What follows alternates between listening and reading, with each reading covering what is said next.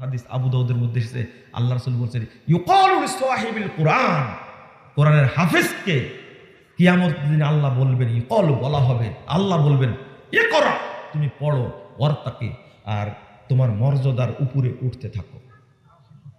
ওয়ারাত্তিল কামা কুনতা তুরাত্তিলু ফিদ দুনিয়া, তুমি তারতিল সহ পড়তে থাকো যেভাবে দুনিয়া পড়তে। ফা ইন্না মানজিলাক ইনদা আখিরি আয়াতিন তাকরাউহা, তোমার মর্যাদা তুমি বাছাই করে নাও, যেখানে পড়তে পড়তে গিয়ে তুমি থেমে যাবে ওই জায়গাতে তুমি জান্নাতে থাকতে পারবে। এই ছেলেকে আল্লাহ পড়তে বললে পুরা কোরআনই পড়ে ফেলবে, পুরো পড়ে ফেলবে। আপনি বলছেন আমি কেন কয়েকটা আয়াত পড়তে বলেছি জানেন? এই ইলমের তাই শেষে যে আয়াতটা পড়তে বলেছে ওয়াসলিহলি ফি যুররিয়াতি শানি যুররিয়াতি ইন্নী তুবতু ইলাইকা ইন্নী মিনাল মুসলিমিন। আল্লাহু আকবার। আল্লাহর কাছে সন্তানের জন্য কিভাবে দোয়া করতে হবে আল্লাহ এই জায়গাতে শিখিয়ে দিয়েছেন। বন্ধুরা আমার, যে কথা বলতে চেয়েছিলাম আর একটা হাদিস উল্লেখ করি। রাসূলুল্লাহ সাল্লাল্লাহু আলাইহি ওয়াসাল্লাম বলেছেন ইউনশাকু কবরুহু, কিয়ামতের দিন, তার আগের হাদিসটা 3325 নম্বর হাদিস ধারাকুত্নের মধ্যে এসেছে। আল্লাহ রাসূল বলেছেন যে কোরআন মুখস্থ করবে, যে অন্তর কোরআন মুখস্থ করবে, এই ব্যক্তিকে কবরে আযাব দেওয়া হবে না, কিয়ামতের মাঠে তার কোনো পরীক্ষা নেওয়া হবে না। আপনি এর আগে একটা হাদিস শুনেছেন যে ব্যক্তি জুমার দিন রাত্রে এবং দিনে মারা যায়, জুমার দিন রাত্রে বা দিনে যে ব্যক্তি মারা যাবে আল্লাহ তাকে কবরের ফিতনাতে কি করবেন? রক্ষা করবেন, তার কবরে আযাব হবে না। এই হাদিস উল্লেখ করে আল্লামা আব্দুর রহমান মুবারকুর রাহিমাহুল্লাহ বলছেন অর্থাৎ তার কবরে হিসাবই নেওয়া হবে না। সুবহানাল্লাহি ওয়া বিহামদিহি। আমি এটা দ্বারা বুঝাতে চাইলাম আল্লাহ যাকে হেফাজত করবেন অর্থাৎ এই হাফেজদের কবরে কোনো হিসাবই হবে না। হাফেজদের মায়ের হবে, তাহলে হাফেজদের বাবার হবে না? না, হবে না। হাফেজদের বাবা মায়েরও কবরে হিসাব হবে না, কারণ সন্তানের যে মর্যাদা পিতা মাতারও সেই সমান মর্যাদা দেবেন আল্লাহ রাব্বুল আলামিন, বরং তার চেয়ে বেশি মর্যাদা দেবেন। আসলে রাতও গভীর করে ফেলেছি আমরা, আর আমি কি বলবো, আমার কথা বের হচ্ছে না। আমি এই হাদিসটা অনুবাদ করে একটু শুনেন, কেন বের হচ্ছে না জানেন? মনে হচ্ছিল যে তখনই ছেড়ে দিই, এই ছেলের কথা শুনে তখনই ছেড়ে দিই মনে হচ্ছিল। আমি এতটাই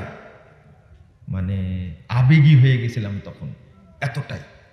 রাসূল সাল্লাল্লাহু আলাইহি ওয়াসাল্লাম বলছেন কিয়ামতের মাঠে, কিয়ামতের দিন যখন ইউনশাকু কবর, যখন হাফেজের কবরটা ফেটে যাবে, হাফেজের কবর কি ফেটে যাবে, হাফেজ যখন উঠে দাঁড়াবে তখন কোরআন জিজ্ঞেস করবে হাল তারিফুনি, কোরআনুল কারীম হাফেজের কবরকে কিয়ামত পর্যন্ত পাহারা দেবে। বুঝেন না মনে কথাটা, তাই না? আরো হাদিস আসছে হাফেজের কবর বা যে ব্যক্তি তেলাওয়াত করতো কোরআন তার কবরকে পাহারা দেবে কে? কোরআন পাহারা দেবে। যখন ফেটে যাবে তখন কোরআন জি করবে হাল তারিফুনি, এই তুমি কি আমাকে চিনতে পারছো? দেখো তো চিনতে পারো কিনা। কে বলবে? কোরআন বলবে। তখন বলছে লা আরিফুক, আমি তো তোমাকে চিনতে পারছি না, আমি তোমাকে চিনতে পারছি না। তখন বলছেন আনা সাহিবুকাল কুরআন আল্লাযী আজমাতুক ওয়া সাহারতুল লাইলা, আমি তো তোমার সাথী, সেই কোরআন যেই কোরআন তোমাকে পিপাসায় পানি পান করতে দেয়নি, তুমি তেলাওয়াত করতেই থাকতে, যেই কোরআন তোমাকে ঠিক মতো ঘুমাতে দেয়নি, আজকে তোমার প্রাপ্য আমরা দেব। আল্লাহু আকবার। রাসূল সাল্লাল্লাহু আলাইহি ওয়াসাল্লাম বলছেন তার ইউকসা তাজুল ওয়াকার, মর্যাদার তাজ তার মাথায় পরানো হবে। তারপরে ওয়াইয়ুকসা লিওয়ালিদাহু, তার পিতা মাতাকেও এমন দুইটা কাপড় পরানো হবে, কিয়ামতের মাঠে সবাই ন্যাংটা থাকবে কিন্তু হাফেজদের বাপ মায়ের পরনে কাপড় থাকবে। লা ইয়াকুমু বিহিমা দুনিয়া, সারা পৃথিবী এবং যার মধ্যে যা কিছু আছে সব বিক্রি করার পরে সব দান করলেও এই হাফেজের পিতামাতার 2টা কাপড় কেনার মতো পয়সা হবে না। বুঝেননি মনে কথা, তাই না? আচ্ছা, এই হাদিসটা মনে শুনেছেন আপনারা? শুনেছেন? তাহলে বুঝবেন কি করে? আপনি চিন্তা করেন যে হাফেজের কবরে সরাসরি পাহারা দেবে কে? কোরআন পাহারা দেবে। হাফেজের কবর পাহারা দেবে। যখনই কিয়ামতের মাঠ হয়ে যাবে ও যেন ভয় না করে, সাথে সাথে পরিচয় দিবে, আনা সাহিবুল কোরআন, আরে আমি তোমার সাথী কোরআন, তোমার কোনো ভয় নেই। এরপরে বলছেন তার মাথায় পরানো হবে, সে তো ন্যাংটা, পিতা মাতা ন্যাংটা, সব ন্যাংটা থাকবে, কিন্তু হাফেজের বাপ মাকে কাপড় পরানো হবে। হাফেজের অভিভাবক যারা হয়তো মাদ্রাসায় ছিল, খাওয়াইছে। ছোট্ট একটা বাচ্চা আমার সামনে বলল, মৃত্যু কি মিয়া যেন বললো আমার বাপের নাম, দিলবার বললাম, এটা কিন্তু এতিম। কি এটা? আপনি কিন্তু তার মাথায় হাত দিয়েছেন? একজনও দেননি। আমি কিন্তু মাথা হাতে পাচ্ছিলাম না, টুপি মাথায় দিয়েছিল, কিন্তু পিঠটা নেড়ে দিছি, একটু পিঠটা নেড়ে দিছি। এর আবার কত মর্যাদা হতে পারে? রাসূল সাল্লাল্লাহু আলাইহি ওয়াসাল্লাম বলছেন, ইন্না লিল্লাহি আহলিন, কিয়ামতের দিনে আল্লাহর অনেকগুলো পরিবার থাকবে। আহলুল কোরআনে আহলুল্লাহ, আল্লাহু আকবার। কিয়ামতের মাঠে কোরআনের হাফেজগণ হবে সরাসরি আল্লাহর পরিবার, খাসাতুহু, আর আল্লাহর খাস বন্ধু হবে হাফেজগণ। সুবহানাল্লাহ। কেন বলেন তো? কোরআন হলো আল্লাহর কালাম। কার কালাম? আল্লাহর কালাম। আল্লাহ রাসূল বলেছেন, ইকরাউল কোরআন ফাইন্নাহু ইয়াতি সাহিবাল লাক। তুমি কোরআন বেশি বেশি তেলাওয়াত করো, কাল কিয়ামতের মাঠে তোমার সাথী হবে কে? কোরআন, এবং তোমার জন্য সাক্ষী দান করবে। আমি আপনাকে যেটা বুঝাতে গেছিলাম, যার মধ্যে দ্বীনের জ্ঞান নাই ওই ব্যক্তি মূর্খ মানুষ। কি মানুষ? মূর্খ মানুষ। আজকে আর পরিষ্কারভাবে বলছি, আপনারা কোনোদিন স্কুল কলেজে ছাত্র পড়াবেন না, মনে থাকবে, একজনও পড়াবেন না। এই শিক্ষা ব্যবস্থা হলো কুফরি শিক্ষা ব্যবস্থা। কি ব্যবস্থা? কুফরি ব্যবস্থা। বর্তমান যুগে আলেম হওয়ার পরেও মাদ্রাসা শিক্ষায় শিক্ষিত হয়ে জাজ হওয়া যায়, ব্যারিস্টার হওয়া যায়, ম্যাজিস্ট্রেট হওয়া যায়, সচিব হওয়া যায়, ডাক্তার হওয়া যায়, ইঞ্জিনিয়ার হওয়া যায়, সরকারি কর্মকর্তা হওয়া যায়। এখন স্কুল কলেজে পড়ানোটাই হারাম, হারাম, হারাম, হারাম। ওই কি সিলেবাসে লিখে রাখছে ওটা দেখার কি দরকার? আমি দেখেও না, বলিও না। আমি মুসলমানের বাচ্চা, আমি মুসলিম, আমি ওখানে পড়ানোকে জায়েজই মনে করি না। যেখানে পড়ালে বানর তৈরি হয় ওখানে পড়াতে হবে।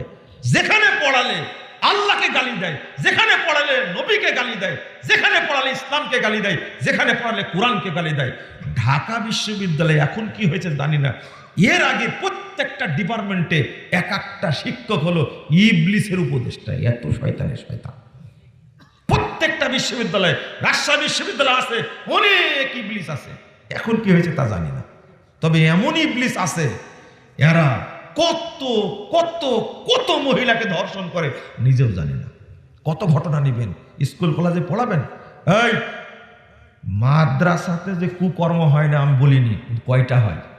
কয়টা হয়? কয়টা হয়? মাদ্রাসার শিক্ষকরা করলে অনেক বড় পাপ। আর তোমরা ভিকারুন্নিসা নামে একটা স্কুল আছে ঢাকাতে, আছে না? আইডিয়াল নামে একটা স্কুল আছে ঢাকাতে, আছে না? আমি আরো কি নাম বলবো? আমার শরম আছে, অত নাম বলবো না। ইডেন কলেজ নামে একটা কলেজ আছে, সেই কলেজের একটা মহিলা একবার সাক্ষাৎকার দিয়েছিল। আস্তাগফিরুল্লাহ, আস্তাগফিরুল্লাহ। যারা ভর্তি হয় ইডেন কলেজে তাদের তাদের একজন স্বামী কারোই নাই, এর আগে কয়েকজন হয়ে গেছে, তাই নাউজুবিল্লাহ। নিজেই লেখছে, নিজেই লেখছে। আপনার এরপরে শরম করে না, লজ্জা করে না, হায়া করে না? আপনি এরপরে সেখানে পড়াবেন, কেন পড়াবেন আপনি? আপনার কাছে আমার দাবি, আপনার কাছে দাবি, আগে বেসিকটা ইসলাম শিক্ষা দেন, তারপরে আপনি শিক্ষা দেবেন কি? বুঝেননি মনে কথাটা? আমি কি ডাক্তার হতে নিষেধ করলাম? আমি কি ইঞ্জিনিয়ার হতে নিষেধ করলাম? না, নিষেধ করিনি, উচ্চ শিক্ষায় শিখা যায়। আপনি বুঝবেন, অবশ্যই বুঝবেন। আমি যে কিছুক্ষণ আগে বললাম যে এখন পর্যন্ত যে ইবাদতগুলো করছেন এটা আপনি জানেন না, আপনি মসজিদে ঢুকতেও জানেন না, আরে জুতা পরতে জানেন না আপনি এখন পর্যন্ত। মসজিদে যখন ঢুকবেন তখন কি করে ঢুকবেন বলেন তো? হয় আগে কোন পা দিবেন? আগে জুতা কোন পা খুলবেন? তাহলে ডান জুতা, তাই না? এই যে বলছে ডাইনে ঢোকার যদি ভুল হয় তাহলে কোনটা? তাহলে ওটা প্রশ্নের জবাব দেওয়া লাগে? আগেই তো বললেন ডান পা খুলতে হবে। ওই যে বললাম জুতা খুলতে জানেন না আপনি। জুতা পরার সময় ডান পা পড়তে হবে, খোলার সময় বাম পা। বাম পা খুলে জুতার উপরে পা রেখে তারপরে ডান পা খুলে মসজিদের দিকে দিতে হবে। কথা বুঝতে পারলেন? প্রমাণ হলো এখন পর্যন্ত আপনি জুতা পরাই জানেন না, মসজিদে ঢুকে হুট করে গিয়ে বসে পড়েন। এটা হলো ইবলিসের কাজ। কার কাজ? এটা হলো ইবলিসের কাজ, মানে বেদাতি কাজ। ইবলিস বেদাত আবিষ্কার করেছে, ইবলিসের কাজ আপনি করলেন। এত বড় লোক আপনি, এত বড় উচ্চ শিক্ষিত, নাকি মসজিদে বসার আপনার আদব হয়নি এখন পর্যন্ত? মসজিদে বসার আদব হয়নি। আমি যদি গিয়ে বসে পড়ি আপনার টেবিলের সামনে, হয় আপনাকে বসতে বলেছি, দাঁড়ান, আপনি আমাকে বললেন বেয়াদব, কিন্তু আপনাকে এখন যদি আমি বেয়াদব বলি কেমন লাগবে আপনার? আপনি মসজিদে গিয়ে বসে পড়লেন, আমি যদি বলি আপনি একটা বেয়াদব, মসজিদের আদব জানেন না, তখন বলবেন হ্যাঁ মুজাফফর এত বড় কথা বলে। জি, আপনার অফিসে গিয়ে যদি বসি তখন আপনি বসতে এই বসতে বলেছি আপনাকে, দাঁড়ান, বসতে বললে বসবেন। তুমি যে কত বড় শয়তান আমার জানা নাই, আমার জানা নাই, আমার জানা নাই। তুমি এসপি সাহেব জানা নাই, তোমার মা তোমাকে জন্ম দিয়েছে, আমার মনেই হয় না তুমি এত খারাপ কাজটা ব্যবহার তোমার, তুমি তো করো। তা আমি মসজিদে যাওয়ার কথা বললাম, ওখানে গিয়ে 2 রাকাত সালাত পড়ে নাকি আমি পাবো না তুমি পাবা? তুমি তো বসতেই জানো না, মসজিদে আদবই নাই, স্যান্ডেল পড়তে জানো না তুমি, তোমাকে শিক্ষিত বলবো কি করে? রাগ করেন না, কথা বাস্তব, এটাই এটাই বাস্তব। আমি কিভাবে আপনাকে বুঝাবো? মসজিদে ঢুকে আগে 2 রাকাত পড়তে হবে। জুতা আপনি কিনেছেন, কিন্তু পড়ার সময় নবীর কি লাগবে? সুন্নাত লাগবে। মসজিদ আপনি তৈরি করছেন, ঢুকতে হলে আল্লাহর নবীর আদব লাগবে। বুঝেছেন কথা? আপনি জানেন না তো, খুব কষ্ট হয়। আপনি এখন পর্যন্ত কোরআনটা পড়েন বাংলায় ভাষায় উচ্চারণ করে, রিটার্ড হয়ে গেছে, এত জোরে বাংলা ভাষায় উচ্চারণ করে পড়ছে কোরআন। আপনি কি জানেন কোরআন বাংলা উচ্চারণ করে পড়া হারাম? পড়লে পাপ হবে। কোরআন বাংলা উচ্চারণ করে পড়লে পাপ হবে। মাদ্রাসার প্রোগ্রাম আর যে কোরআন নিয়ে আসছে এখান থেকে লেখা আছে নুরানি হাফিজি কোরআন শরীফ। এই কোরআন যেন একটা মাদ্রাসায় না থাকে। কথা বুঝেননি? কোরআন শরীফ থাকবে কেন? কোরআন শরীফ, এই শরীফ আলা কোরআন থাকবে কেন? হ্যাঁ আব্দুল সালাম ভাই, এখন কয় কপি কোরআন লাগবে? আমি বললাম পাঠা দেবো কালকে ইনশাল্লাহ। খবরদার না, কোরআন শরীফ আলা কেউ কিনবেন না, দানও করবেন না। এর মধ্যে রুকু ঢুকানো আছে, দেখছেন আপনারা? এর মধ্যে রুকু ঢুকানো আছে। এই পিছনে বেদাতের দোয়া লেখা আছে। আপনি বেদাতদের কাছ থেকে লিখবেন, ওরা ব্যবসা করে খাচ্ছে, বেদাত বিক্রি করছে। কোরআনের পাশে তাবিজ দেওয়া আছে, তাবিজের নকশা দেওয়া আছে।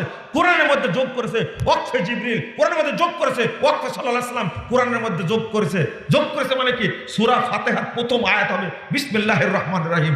মদিনা নুসখাতে আছে, তুমি বিসমিল্লাহকে আয়াত বলনি কেন? ছাপাইছে কেন কোরআন? ব্যবসায়ী এরা, বেদাতি, নির্লজ্জ, বেহায়া, এরা কোরআন হাদিস নিয়ে ব্যবসা করে। নাউজুবিল্লাহ, আস্তাগফিরুল্লাহ। আপনি কেন করবেন এটা? কোরআনের নাম হলো কোরআনুল কারীম, আল কোরআনুল কারীম, অথবা আল কোরআনুল হাকিম, অথবা আল কোরআনুল মাজিদ হবে। শরীফ লেখছে কেন? এটা হলো বেদাতীদের লেখা। আপনি আবার লেখছেন নুরানি, আবার হাফেজি। নুরানি মানে কি? এটাও আল্লাহ নূর। নুরানি টুপি, নুরানি জর্দা, নুরানি মেসওয়াক, নুরানি পায়খানা, নুরানি পেশাব, নুরানি জুতা, সব নুরানি করে, নুরানি মাদ্রাসা। আরে বেটা বলি এটা নুরানি না হলে মক্তব বলেন। কি বলতে হবে? মক্তব। নুরানি বলার অর্থ কি জানেন? সব আল্লাহর নূরে তৈরি হয়েছে। নাউজুবিল্লাহ, আস্তাগফিরুল্লাহ, সব আল্লাহর অংশ। আপনারা রাগ করেন না ভাই, আমি কষ্টের সাথে বলছি, আপনাদের আমি অনুরোধ করে বলছি, শিক্ষা অর্জন করবেন, সঠিকটা শিক্ষা করবে, মনে থাকবে, সঠিকটা শিক্ষা করবে। আপনারাও কষ্ট পাচ্ছেন, আমিও কষ্ট পাচ্ছি, রাগ বেশি হয়ে গেছে। আল্লাহ যেন আমাদের মাফ করে দেন, বলুন আমিন। যেটা আবেদন জানাইছে কি এগুলো? এরা নেই কয়েকটা প্রশ্ন দেখেন, নাম আব্দুস সালাম, কয়েকটা প্রশ্ন দেখেন। হ্যাঁ, মসজিদে ঢোকার দোয়া শিখা দেব? হ্যাঁ, ভুলটা কি শিখেছেন?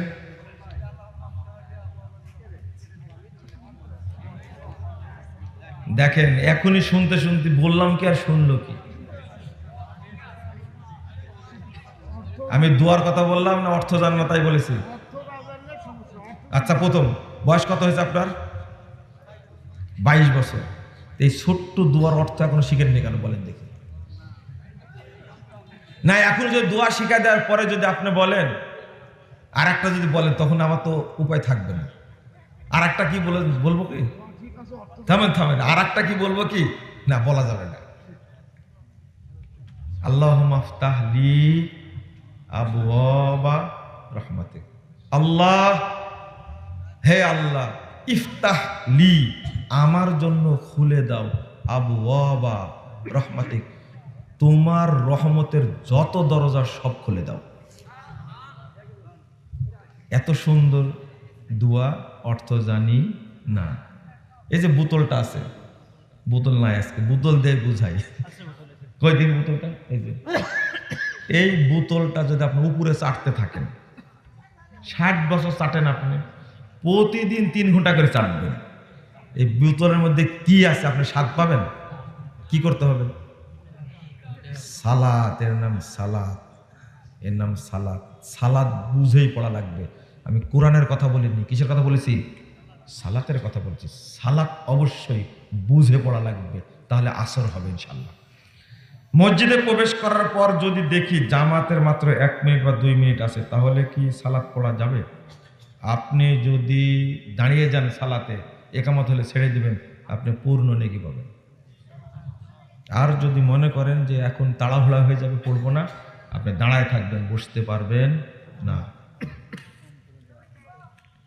আপনারা কি ফজিলত খুঁজে পান না, তাই না? সব জায়গায় ফজিলত খুঁজেন, এখানেও তো ফজিলত আছে। 2 রাকাত তাহিয়াতুল মসজিদ পড়ার ফজিলত হলো মরার আগে জান্নাতে যাওয়া। এই ফজিলত খুঁজে পান না চোখে? 80 বছর বয়স হয়েছে, এখন মসজিদে ঢুকতে জানেন না। সূরা ফাতিহা বাংলা না বুঝলে একটা নেকি হবে না। এটা কোন হাদিসে আছে? আমি এটা বলিনি কথাটা, হ্যাঁ বললাম না? বিইজমাই সালাফ, সাহাবী তাবি তাবে তাবির সবার ইজমা, এক নেকি হবে না। তোমার কানে ঢুকলো না? এটা শুনেনি, এটা শুনেনি, এটা শুনেনি। ইমাম ইবনুল কাইয়্যিম রাহিমাহুল্লাহ উল্লেখ করেছেন, খামাখা দলিল ছাড়া মুজাফফর কোনো কথা উল্লেখ করবে না ইনশাআল্লাহ। সিঙ্গাপুর প্রবাসী 20,000 টাকা দিচ্ছে, তাই না? এটারও প্রশ্ন নাকি? আব্দুল সালাম ভাই দেন দেন, সবই দিব, দেন। আপনার কিছু কথা না, প্রশ্নের উত্তরটা আমি দিব। উনি দিবেন বলেন তো? নাম আব্দুল সালাম। 20,000 টাকা কি দিবে না দিচ্ছে না কি করে? নগদ 20,000 টাকা। এগুলো প্রশ্ন আছে কি এখানে? আমাকে প্রশ্ন আকারে দিয়েছে। আমি দোয়া করি সিঙ্গাপুর প্রবাসী ভাইয়ের জন্য, জনি ইসলাম নামটা, আল্লাহ যেন তাকে কবুল করেন। আমার দোয়া কি জানেন? আমি যে দোয়া করি দিব দিব। একজন আব্দুল্লাহ নোমান নাইম, লন্ডন প্রবাসী, 5,000 টাকা দিছে। ছেলে দিয়েছে না বাপ দিয়েছে? শুনি আগে। ছেলে দিয়েছে, ও কেবলে গেছে, তাই না? কত সুপারিশ আর করবেন নাম আব্দুল সালাম। শোনেন, সুপারিশ করলেও আমার সম্পর্কে ভাতিজা হয়, তবে এই 5,000 টাকা দিয়েছে, শুরুতে দিছে তো, এই 5,000-এর সাথে বাপ আরো 5,000 যোগ করবে ইনশাল্লাহ। বাপ কত দিছে তা জানি না, আমি বলে দিলাম, আর যোগ না করলে আপনি আমাকে বলবেন। দোয়া, আল্লাহ তুমি তাদের প্রতি টাকায় 1 কোটি টাকা বরকত দিন। আমিন। আবার আল্লাহুম্মা আমিন বলে। বাদশা ভাই তো আমার খুব প্রিয় মানুষ, বুঝতে পারলেন? বর্তমানে অনেক জায়গায় মহিলা বক্তা দ্বারা মহিলাদের ওয়াজ মাহফিল হয়। জাহান্নামে যাওয়ার জন্য আর কিছু করা লাগবে না। আমি প্রবাসে থাকার সময় অমুসলিম দোকানদার থেকে বাকি নিয়েছি, আমি তাকে চিনি না, এখন তার ঋণ কিভাবে পরিশোধ করব?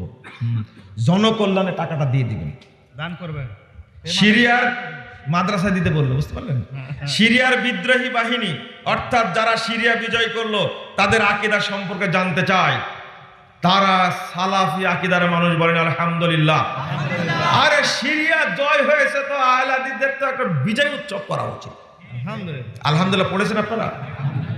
আরে বাশার শয়তানকে তাড়ানো হয়েছে মানে কি, কি যে খুশি হয়েছে আমি তার হিসাব দিতে পারবেন না, আল্লাহই ভালো জানে।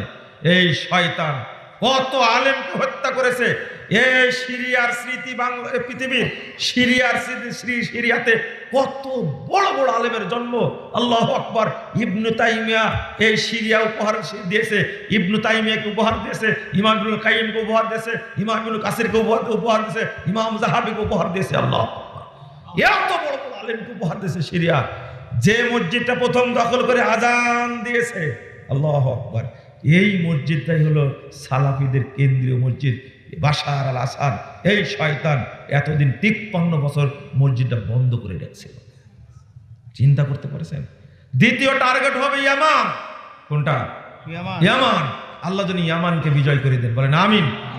শোনেন, পৃথিবীতে কোথাও থাকার জায়গা থাকবে না, মক্কাতে মুমিনরা থাকতে পারবে না। আল্লাহ রাসূল বললেন তখন তোমাদের থাকার জায়গা হবে শাম এবং ইয়ামান। শাম এবং ইয়ামান। ইয়ামান দখল করে আছেন শিয়ারা। আল্লাহ যেন শিয়াদেরকে উৎখাত করে দেন, বলেন আমিন। এই শিয়ারা হলো ছদ্মবেশী ইহুদি, শিয়ারা হলো ছদ্মবেশী ইহুদি। ও হুজুর, কি ঘটনা! তুমি চিনলে না? হিজবুল্লাহ আর ইসরায়েল যুদ্ধ বন্ধ করলো কেন? তুমি চিনলে না? এরা বলছে যে আমার বাপের জায়গায় চলে যাচ্ছে, চল একসঙ্গে ওইটা দখল করি আগে। এই হিজবুল্লাহ আর ইসরায়েল শিয়ারা সব মিলে এই সালাফিদের উপরে আক্রমণ করা শুরু করলো। তোমরা তো তালেবানদের দুলা ভাই, তোমাদের চিনি না? হ্যাঁ, তালেবানরা তোমাদের জামাই, তাই না? চিনি না? তুরস্ক, তাই না? তুরস্ক তো আপনাদের খলিফা, এরদোগান খলিফা আপনাদের, তাই না? কি যে করার দরকার আপনাদের জানেন? আকীদা বুঝেন না, তাওহীদ বুঝেন না, মানহাজ বুঝেন না, খালি মানে লাফালাফি করেন, শুধু মারহাবা করেন। আপনি বুঝেন কিছুটা? আমার বহু আগের বক্তব্য আছে, লিখনীয় আছে। সিরিয়ার এই বিদ্রোহীদেরকে যেন আল্লাহ বিজয় দান করেন। এদেরকে অর্থ এবং অস্ত্র সহযোগিতা করছে সরাসরি সৌদি, কুয়েত আর দুবাই। আলহামদুলিল্লাহ। সৌদি আরব চেষ্টা চালাচ্ছে ইয়ামানে যারা আছে শিয়া, তাদেরকে এখান থেকে বহিষ্কার করা, বাদ দেওয়ার। আর আপনার খুব কষ্ট হচ্ছে, হারাম আইনের উপরে আক্রমণ করলে, মক্কা মদিনার উপরে আক্রমণ করলে আপনি এত খুশি হন, সৌদি আরবের কিছু হলে আপনি এত খুশি হন, মনে হয় ন্যাংটা হয়ে লাসবে। এরা হলো সৌদি বিদ্বেষী। খবরদার, খবরদার। 14 গোষ্ঠী মিলে সৌদি আরবের বদনাম করেন, কিছুই করতে পারবেন না ইনশাআল্লাহ, কিছুই করতে পারবেন না। আপনার শরম হওয়া উচিত, লজ্জা হওয়া উচিত। কই, তালেবানরাও তো বিজয় লাভ করেছে, এরকম কথা তো আমি বলিনি, বলেছি? না না, তালেবানরা এসে আহলে হাদিসদের কচু কাটা করেছে, আহলে হাদিস মসজিদগুলো বন্ধ করে দিয়েছে, আহলে হাদিস মাদ্রাসাগুলো বন্ধ করে দিয়েছে। আফগানিস্তানের সবচেয়ে বড় আলেম যিনি শেখ মোতাওয়াক্কিল, তিনি এত সুন্দর কথা বলতেন, এত বড় পণ্ডিত মানুষ। তালেবানরা ক্ষমতায় এসে 3 দিনের মাথায় তাকে তার বড় ছেলে গুম করেছে। 5 দিন পরে এদেরকে লাশ টুকরো টুকরো করে ফেরত দিয়েছে। আপনাদের দুলাভাই, যে দুলাভাই, আপনাদের লজ্জা নাই, শরম নাই? এই বাংলাদেশ যারা মূর্তি ভাঙছে, তারা কি তাওহীদ প্রতিষ্ঠার জন্য ভাঙছে? ইসলামের জন্য ভাঙছে কি? না না, ভাঙ্গেনি একটাও। তাওহীদের জন্য ভাঙতে হলে আগে মাজার ভাঙার দরকার ছিল। কি ভাঙা দরকার ছিল? মাজার ভেঙে ফেলতে হতো। শেখ মুজিবের মূর্তি বানিয়েছে বাপ বেটি মিলে, অনেক বেটি অনেক বানাইছে।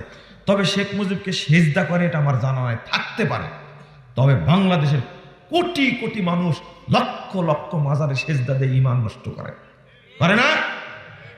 অর্থাৎ আপনাদের আকীদার তালেবানদের আকীদা একই। তালেবানরা মূর্তি ভাঙছে, মাজারগুলো কি তাজা করেছে। আর আপনারা মূর্তি ভাঙলেন, মাজারের আশেপাশে জাননি, একই। তালেবানরা মাজার পূজারি, ওরা কবর পূজারী, তাদের জন্য কি কাঁদা কাঁদলেন আপনারা। আরে চোখে স্যাপ দিয়ে কাঁদছে। শরম করেন, একটু শরম করেন। এর নাম আকিদা, এর নাম কি আকিদা। বুঝেন না তাই, বুঝেন না তাই লাফাচ্ছিলেন। এই একটা জিনিস বুঝাই, ইউক্রেন আর রাশিয়ার যুদ্ধ লেগেছে, আপনি কার পক্ষে? হ্যাঁ, কারো পক্ষে না, তাই না? একটা পক্ষ নেন না। আপনার অন্তর অন্তর জ্বলে না? আপনার অন্তর জ্বলে না? আচ্ছা, এবার প্রশ্ন করছি, হিজবুল্লাহ আর ইসরায়েল মারামারি লাগছে, কার পক্ষে আপনি? কার পক্ষে? কত কাঁদছেন আপনি। হিজবুল্লাহকে চিনেন আপনি? হিজবুল্লাহকে চিনেন? হিজবুল্লাহকে চিনেন? এই হিজবুল্লাহ, লা হাওলা ওয়ালা কুওয়াতা ইল্লা বিল্লাহ, এই হিজবুল্লাহর কি নাম? মারা গেল প্রথমটা কি যেন? হিজবুল্লাহর প্রধান, sorry Hasan Nasrullah. Hassan Rouhani মনে হয়েছিলেন, হাসান নাসরুল্লাহ। হাসান রুহানি ইরানের। হাসান নাসরুল্লাহ বলেন তো কে ছিল? জানেন না, জানেন না। হাসান নাসরুল্লাহ, ইরানের কাসেম সুলাইমানি, এই কয়েকজন নিয়ে একটা টিম ছিল, কমিটি ছিল, যারা ইরাকে, ইয়ামানে, সিরিয়ায় যারা সালাফি আছে তাদেরকে হত্যা করার জন্য টিম গঠন করা ছিল। সেই টিমের প্রধান ছিল হাসান নাসরুল্লাহ। এবার হয়েছে, এবার হয়েছে। প্রিয় উস্তাদ, আমি হানাফি মাযহাবের অনুসারী। 12 তাকবীরে নামাজ পড়ার জন্য অনেক দূর থেকে আহলে হাদিস ঈদগাহে আসি। প্রশ্ন হলো, 6 তাকবীর ঈদের নামাজ হবে কি? সুন্নাত হলো 12 তাকবীরে পড়া। কয় তাকবীর? সুন্নাত। 6 তাকবীরের পক্ষে কোনো সহিহ হাদিস নাই। আমার দাড়ি অনেক বড়, ছোট করা যাবে কি? দাঁড়ান, আগে মেপে দেখি কত বড় দাঁড়িয়ে আপনার, দেখি তো। শোনেন, আপনার কোনো সমস্যা না, শোনেন, আপনার কোনো সমস্যা না, সমস্যা আপনার সাথে যারা যারা বদমাশগুলো তাদের সমস্যা। নাহলে বড় করলেন কেন? আপনার বড় করলেন কেন? না, রেখে দেবেন, দলিল নাই। সূরা ফাতিহা শেষে আমিন জোরে হবে নাকি আস্তে হবে? এই ফতোয়া দেওয়ার জন্য আসছি। আমিন জোরে বলতে হবে।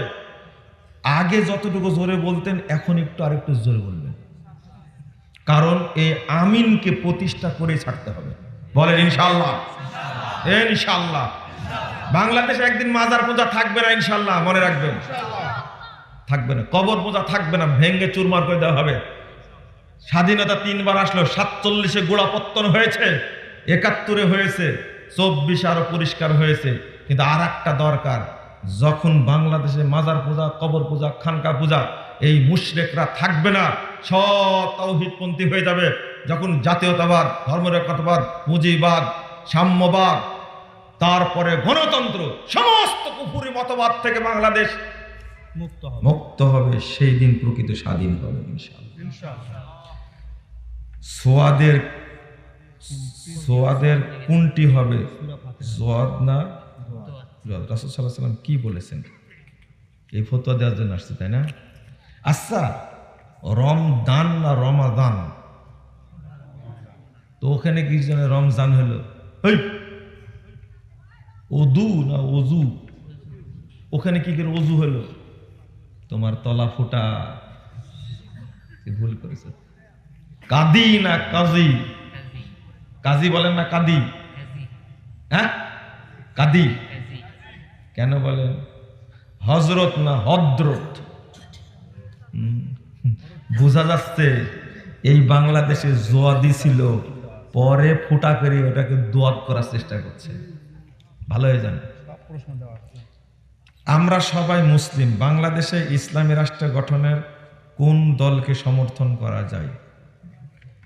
বাংলাদেশে কোনো দল না যে তাকে সমর্থন করা যাবে এই ইসলাম প্রতিষ্ঠা করার জন্য। কথা বুঝতে পারলেন? কোনো রাজনৈতিক দল নাই। এখন কি করবেন তাহলে? আপনি আহলুল হাদিসদের মতো তাওহীদ আকীদার দাওয়াত দেন, যদি আল্লাহ সন্তুষ্ট হয় আল্লাহ দিয়ে দিবেন একদিন ইনশাআল্লাহ। এই যেটা প্রশ্ন করলেন উত্তর দিচ্ছি। ডক্টর ইউনূসের রাজনৈতিক দলের নাম কি? কতদিন রাজনীতি করেছেন? কে বসালো ওকে? হ্যাঁ, এটা বুঝে নেন তাহলে। নাহিদার আসিফ এরা যুব দল না ছাত্র দল না যুবলীগ না ছাত্রলীগ? জিরো লীগ। রাষ্ট্র ওরাই চালাচ্ছে। কে চালাচ্ছে? ওরাই রাষ্ট্র চালাচ্ছে। এই দুইটাই চালাচ্ছে। আর বাহিরে থেকে হাসনা, তার কি নাম, সার্জিস, একবারে কানে ধরে না ঘুরাচ্ছে সবাইকে। বুঝতে পেরেছেন? খালি বলে দেখেন ডক্টর নিউজকে রাখবো না, আপনার চুলও থাকবে না, লুঙ্গিও থাকবে না। আল্লাহ যাকে যেভাবে রাখেন। কিন্তু কোন কোন দল কত বছর যাবত রাজনীতি করছে, কিন্তু কই তারা, কই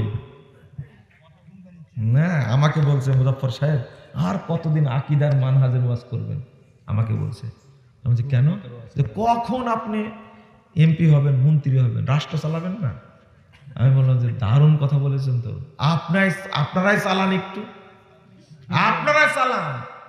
দেখলাম তো আপনারা চালালেন 16 বছর, শেষে 5 মিনিট টাইম পাননি। এই কথা শুনে কি লাভ? বুঝেননি কথা? সেনাপ্রধান বলছে নাকি টাইম 45 মিনিট, 5 মিনিট দেরি হলে ঢুকে পড়লে আর যাওয়া হবে না, এখনই যেতে হবে।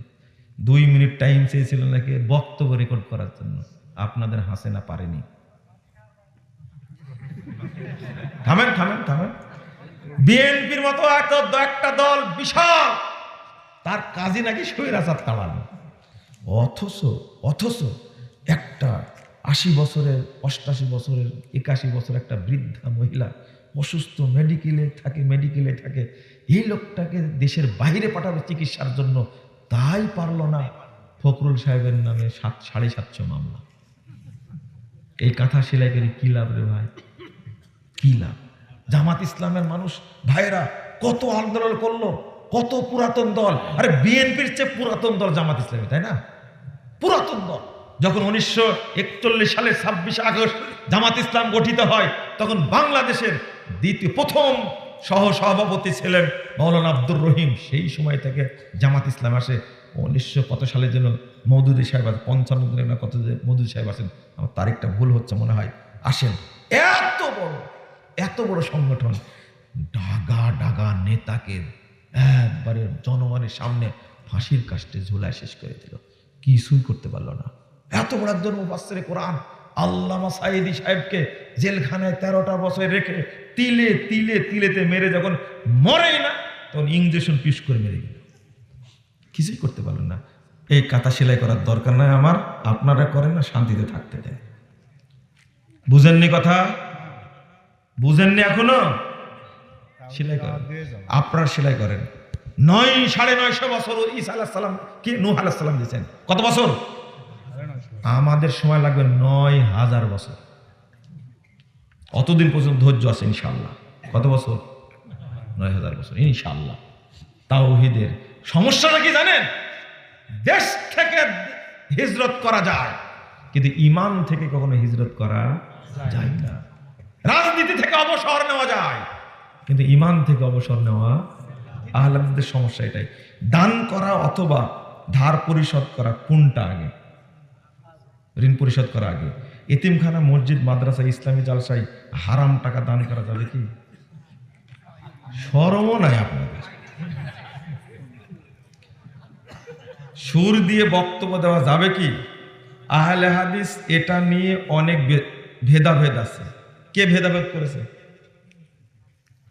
সুর করে বক্তব্য দেওয়া জায়েজ, কিন্তু উচিত না। কথা কি বুঝতে পেরেছেন? সালাফরা এইভাবে বলেছেন, আমি এইভাবেই বললাম। কিন্তু যারা বলে হারাম, কাবিরা গুনাহ, নাজায়েজ ইত্যাদি বলে, এটা ঠিক না, এভাবে বলা যাবে না। কোরআন তেলাওয়াতটা সুর করে পড়তে হবে, আমরা সুর করে পড়ি না। কিন্তু একটা স্বাভাবিক একটা বিষয় নিয়ে আপনাদের এত দ্বন্দ্ব কেন? বাড়াবাড়ি। সাহেব দাড়ি কাটা অবস্থায় মারা গেলে কি হবে বুঝবেন মারা যাওয়ার পরে? আমাকে জিজ্ঞেস করছেন কেন? এটা ফরজ ইবাদত করেননি, কাবিরা গুনাহ হয়েছে, তওবা ছাড়া মাফ হবে না। আপনার শরম থাকা উচিত। সব সুন্নাত রেখে যায়, কবরে মানুষ একটা সুন্নাত নিয়ে যায়, সেটার নাম কি? তাও লজ্জা হবে না? আপনারা কি আহলে হাদিস?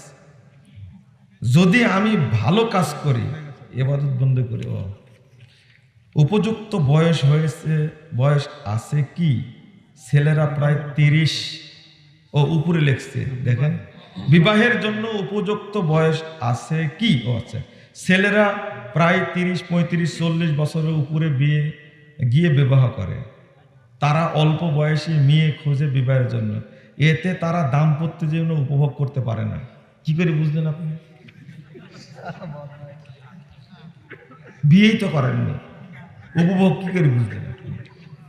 আমাকে প্রশ্ন করে ছেলেরা খুব মজা নাই, বুঝতে পারলেন? ভালো ভালো না, বিয়ের বয়স আছে, বালেগ হলে বিয়ে করে নেবে। কি বালেগ হলে বিয়ে করে নেবে, সমস্যা কি? মেয়েদের যখন হায়েজ হবে বিয়ে করে নেবে, সমস্যা নাই। আবার 18 বলে, এটা হলো বাংলাদেশি আইন, শরীয়তের আইন না তো এটা। আব্দুল সালাম ভাই বসে থাকলে পেস লাগায়। কি বুঝলেন আপনারা? শোনেন, পিতা মাতাকে বলছি, ছেলে যুবক হয়ে গেছে, বিয়ে দিয়ে দিবেন। শোনেন, এখন ট্র্যাডিশন হয়ে গেছে, বিয়ে করার পরে বাচ্চা নেবে না। তুমি 5 বছর নিয়াত করেছো, পরের 5 বছর থেকে 20 বছর পর্যন্ত কত চেষ্টা করছে, গু গোবর মোটা সব কিছু খাওয়ার পরে বাচ্চা হয় না। এটা অভিশাপ, এটা গজব, এটা গজব। তুমি মনে করেছো স্ত্রীর পেটে পানি ঢুকলে বাচ্চা হবে, তাই না? এটা মনে করতে না? তুমি শরম করার দরকার, লজ্জা করার দরকার। 5-7 বছর বাচ্চা নেয় না, এরপরে কত চেষ্টা করে। যদি একটু অনুমতি থাকতো যে পীর সাহেবের কাছে দেয়ালে যদি বাচ্চা হয়, তাই দিয়ে আসতো। এদের লজ্জা শরম কিচ্ছু নাই। এরপরে চেষ্টা করছে টেস্ট টিউব বেবি নেওয়া যাবে কিনা। খাটাস কোথাকার, আল্লাহ দিচ্ছে রে, তুমি দিবে কি জন্য? ওটা কার বীর্য ঢুকাই দিবে আপনি কি জানেন? আপনি কি নিশ্চিত? এই 2টা বাচ্চা হয় কেন? এই টেস্ট টিউব 2টা বাচ্চা হয় কেন বলে তো দেখি। আপনি জানেন? ফতোয়া জানি না। প্রশ্নোত্তর আরকানুল ইসলাম 2য় খণ্ডের মধ্যে, প্রশ্নোত্তর ফতোয়া সমগ্র মধ্যে 2য় খণ্ডের মধ্যে বলে দিছি, আপনি জায়েজ কিনে পড়ে নেবেন। লম্বা ফতোয়া বলবো না, আল্লাহ যেন মাফ করে। মেয়ের মানহাজ আকিদা সহি নাই, তাকে কি বিয়ে করা যাবে? আগে বলো, সে তুমি প্রেম করো কিনা? নিঃসন্দেহের সাথে প্রেম করে, এই জন্য প্রশ্ন করেছে। আই থামে, মানহাজ আকিদা ভালো না, কেমনে বুঝলো? শোনো, আমিও কিন্তু বিশ্ববিদ্যালয়ে পড়া ছেলে, বুঝলে? আমি শুধু এগুলো কলে আসছি। দেখেন কত বড় মিথ্যা কথা বললে। দেখেন, শোনেন, এরপর দ্বিতীয়বার কথা বললে কিন্তু মুসা আলাইহিস সালামের মতো করবো। কিন্তু আমরা তো এগুলো কখনো করিনি, নাউজুবিল্লাহ। কিন্তু যারা করেছে তাদের তো মীমাংসা করে দিচ্ছি, তার বগুড়ায় তার প্রমাণ। আবার নাম খুঁজতে যায় না কিন্তু। তো এটা হারাম কাজ হয়েছে, কখনোই না। হ্যাঁ, তবে যদি জানা যায় মেয়েরা এরা সব মাজার পূজারি, কবর পূজারি, মুশরিক, তাহলে বিয়ে করা যাবে না। আমাদের মসজিদে ফরজ সালাতের পর সবাই মিলে মুনাজাত করে, এখন এই ভূত আছে? নাউজুবিল্লাহ। এই যুবক ভাইরা, সব মসজিদে কমিটি গঠন করো, এই মুনাজাতকে পিটায় খেদা দিতে হবে বাংলাদেশ থেকে। মনে থাকবে? কালকে থেকে তোমরা মহিলাদের পোশাক করে বেড়াবে। তোমার মসজিদে মুনাজাত হয় মানে হুজুরকে মিটিং করে বাদ দিবা, পারবা না? বাদ দিতে পারবা না? এই মুনাজাত যেন দেশে না থাকে, কোন আহলে হাদিস মসজিদে বেদাতে মুনাজাত থাকবে না ইনশাআল্লাহ। বলো, আমি সারা দেশের যুবকদেরকে বলবো, একবারে কড়াকড়ি ভাবে ইমাম সাহেবকে প্রথম মেসেজ, যদি মুনাজাত ছাড়েন মসজিদে আসবেন, না ছাড়লে আসবেন না, বলতে হবে। এই ফিতনা নিয়ে কত, এই মুনাজাত নিয়ে বিভক্তি, এইটা নিয়ে ফিতনা কেন থাকবে? এই ফিতনা, এই মুনাজাত চলবে না। রাগ করলেন? সালাতের কাতারের মাঝে 2টি খুঁটির সঙ্গে দাঁড়ায় সালাত পড়া যাবে কি না? 2টা খুঁটি আছে সালাতের মাঝে, কাতারের মাঝে খুঁটি থাকবে, ওই কাতার করা যাবে না, হাদিসে নিষেধ আছে। বেড়িখোর, জর্দাখোর, গুলখোরের জানাজা মুত্তাকি পরহেজগার পড়াবে কি? বেড়ি করতে জানাজা পড়ার সমস্যা নাই, যদি নামাজি হয়। কি হয়? যদি প্রশ্নকারী ধরা পড়েছে এবার।